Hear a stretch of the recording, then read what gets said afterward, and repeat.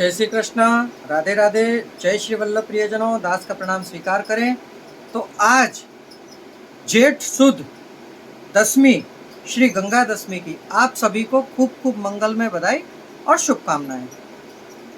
तो गंगा दशमी के दिन क्या करना चाहिए, प्रभु को क्या क्या भोग अंगीकार कराना चाहिए, आज आप और हम ये जानेंगे। इस दिन प्रभु ने कौन सी लीला करी थी, क्या हुआ था जिससे इसका नाम गंगा दशमी पड़ा। तो कथा प्रारंभ करने से पहले, सत्संग प्रारंभ करने से पहले दास आपसे निवेदन करना चाहेगा कि यदि आप हमारे चैनल पर नए हैं तो सर्वप्रथम हमारे चैनल को सब्सक्राइब कर लीजिए, बेल आइकन बटन को दबा दीजिए, लाइक कर लीजिए, कमेंट बॉक्स में जय श्री कृष्ण, राधे राधे, जय श्री वल्लभ अवश्य लिखिए और हो सके उतना इसे शेयर करिए जिससे हर एक मनोरथ की सूची आप तक पहुँचाई, आपके द्वारा और वैष्णवों तक पहुँचाई जा सके। तो गंगा दशमी, जिसे आप और हम सब गंगा दशहरा कहते हैं, तो इसका दूसरा नाम है श्री यमुना जी का उत्सव। तो आज के दिन प्रभु ने यमुना जी के अंदर नौका विहार यानी कि नाव में विराजे थे प्रभु। इस दिन हवेलियों के अंदर क्या होता है, तो नाथू द्वारा की भावना के अनुसार कहते हैं आज के दिन अभ्यंग नहीं होते हैं, आज जल भरने में आता है। वस्त्र प्रभु को अर्गजी रंग के वस्त्र, पिछोड़ा साधा, पाग खिड़की की, लूम की कलगी और आभूषण हीरा के आते हैं। कर्णफूल 2 होते हैं और श्रृंगार प्रभु का आज घुटनों तक का किया जाता है। राजभोग में प्रभु को पधराने से पहले ठाकुर जी को पलना में पलना होंगे, उसके बाद सांगामाजी पर पधराए जाएंगे और दूसरी तरफ यमुना जी के भाव से एक गादी सजाई जाएंगी जिस पर यमुना जी के भाव से उस पर श्रृंगार होगा।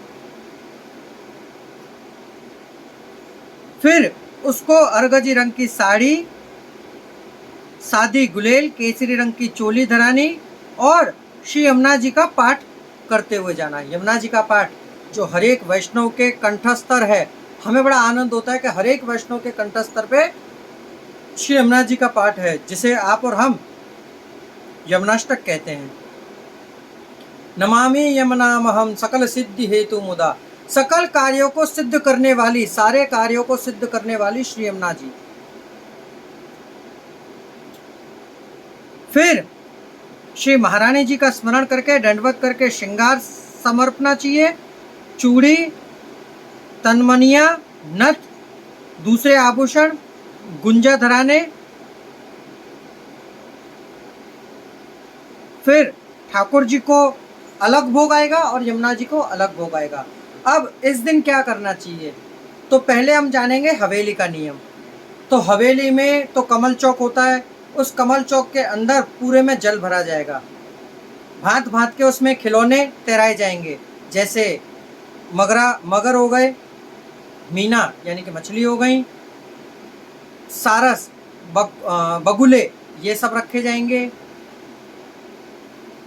तैराया जाएगा इनको। फिर एक नौका तैयार होगी, एक नाव तैयार होगी, उस नाव को भांत भांत के फूलों से सजाया जाएगा, क्योंकि उसके अंदर प्रभु विराजमान होंगे और नौका विहार करेंगे।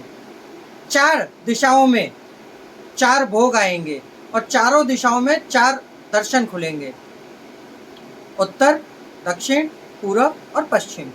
अब भोग में क्या क्या आएगा, तो भोग में एक दिन पहले मूंग को भिगोए जाएंगे। फिर उन मूंग को भिगोने के बाद उनको बांधा जाएगा जिससे उनमें कोमरी फूट जाए। फिर नारियल, तीसरा जामुन और चौथा आम्र यानी कि कैरी यानी कि आम। ये 4 भोग चारों दिशाओं में धरे जाएंगे। 4 ही भोग एक साथ चारों दिशाओं में अलग अलग तरह से धरे जाएंगे और दर्शन उसी दिशा में खुलेंगे। फिर प्रभु नौका में भ्रमण करेंगे। 15-15 मिनट के सारे दर्शन होते हैं, उनमें से 10-10 मिनट भोग आते हैं, 5-5 मिनट दर्शन खुलते हैं। अब वैष्णव के घर में क्या करना चाहिए, तो वैष्णव जो हमने ये बताया है, ये क्रम यदि कर सके तो बहुत सुंदर है, और यदि ना कर सके तो एक चौकोर आकार का लकड़ी का कमल बनाएं, कमल तलाई जिसे कहते हैं। हम अपने स्क्रीन पे आपको दिखा रहे हैं, देखिए ये बनवाएं। इसके अंदर एक छोटी सी नाव जो आजकल हर श्रृंगार की दुकान पर अवेलेबल है, वहां से आप ले लीजिए। उसको सुंदर सुंदर फूलों से सजाइए। आपके घर में जो सेव्य स्वरूप है उसे उसमें पधराइए। जो समय आपका सेवा का है, मिश्री भोग के यदि आपके यहाँ ठाकुर जी विराज रहे हैं तो आपका सेवा का क्रम सुबह का है, तो आप सुबह ठाकुर जी को नौका विहार करा सकते हैं। परंतु जिन वैष्णवों के घर में ठाकुर जी सकड़ी भोग के विराज रहे हैं, वे संध्या वेला में ही ठाकुर जी के दर्शन करें। भोग में तो जो हमने आपको भोग बताया वह भोग आप अवश्य धरें। तो प्रियजनों, ये थी गंगा दशमी श्री यमुना जी के उत्सव की जानकारी जो हमने आपको बताई। ये जानकारी आपको कैसी लगी आप हमें कमेंट बॉक्स में बताइए। अब दास को आज्ञा दीजिए, कल एकादशी की कथा के साथ पुनः मुलाकात होगी। जय श्री कृष्णा, राधे राधे, जय श्री वल्लभ। और एकादशी 7 तारीख की है, यानी कि कई लोगों के मन में अभी ये संशय है कि एकादशी कब, तो निर्जला एकादशी 7 तारीख को रहनी है। एकादशी है तो 6 की शुक्रवार की, परंतु रहनी इसका व्रत 7 तारीख को बताया गया है, यानी कि 12 में, क्योंकि 2 12 है।